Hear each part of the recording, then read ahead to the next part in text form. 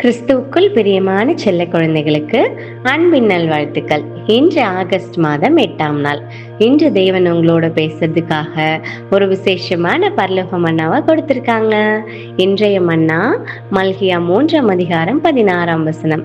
கர்த்தருக்கு பயந்தவர்களுக்காகவும் அவருடைய நாமத்தை தியானிக்கிறவர்களுக்காகவும் ஞாபக புஸ்தகம் ஒன்று அவருக்கு முன்பாக எழுதப்பட்டிருக்கிறது. இதற்கான விளக்கத்தை பார்க்கலாமா? தேவன் தான் செய்யற எல்லா காரியத்தை குறித்தோ நம்மளுக்கு விவரமா சொல்லும் போது மனுஷங்களாகிய நாம எளிமையா புரிந்து கொள்ளக்கூடிய வார்த்தைகளை தான் தேவன் பயன்படுத்துறாங்க. தேவன் கிட்ட நம்ம நேசிப்பவர்கள் பெயர் எழுதப்பட்ட ஒரு உண்மையான புஸ்தகம் இருக்குதோ இல்லையோ, அதன் உண்மையான கருத்து என்னன்னா, தம்ம பிரியப்படுத்த முயற்சி செய்யற ஒவ்வொரு பிள்ளைய பற்றியும் அவர் நல்லா தெரிஞ்சு வச்சிருக்காரு அப்படின்றதுதான்.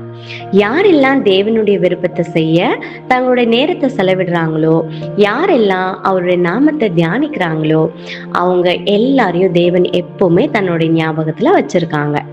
தம்முடைய பிள்ளைகள் செய்யற ஒவ்வொரு நல்ல காரியத்தையும் அவங்க காட்டுற அன்பையும் தேவன் ஒருபோதும் மறக்கிறதே கிடையாது.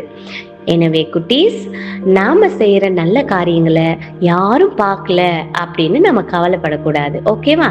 நம்முடைய தேவன் நம்ம எப்பவுமே பார்த்துட்டு இருக்காரு, நம்ம தம்முடைய நினைவுல வச்சிருக்கிறாரு அப்படின்றத விசுவாசிச்சு தினமும் அவருக்கு பிரியமான நல்ல காரியங்களை செஞ்சு எப்பவுமே கீழ்ப்படிதல் உள்ள பிள்ளைகளா வாழ பழகிக்கணும். செல்ல குழந்தைகளே, இந்த மன்னாவை இன்னும் தெளிவா புரிஞ்சுக்க உங்க பைபிள் எடுத்து வெளிப்படுத்தல் 3ஆம் அதிகாரம் 5ஆம் வசனத்தை வாசிங்க. நாம செய்யற சிறிய நன்மைகளையும் தேவனுக்கு கீழ்ப்படிய நாம எடுக்கிற முயற்சிகளையும் ஒத்து பார்த்து நம்மளை ஆசிர்வதிக்கிற தேவனுக்கு பிரியமான நல்ல பிள்ளைகளா எப்படி வாழ்றது அப்படின்றத குறித்து இன்று நாள் முழுக்க மனசுக்குள்ளேயே தியானம் பண்ணுங்க.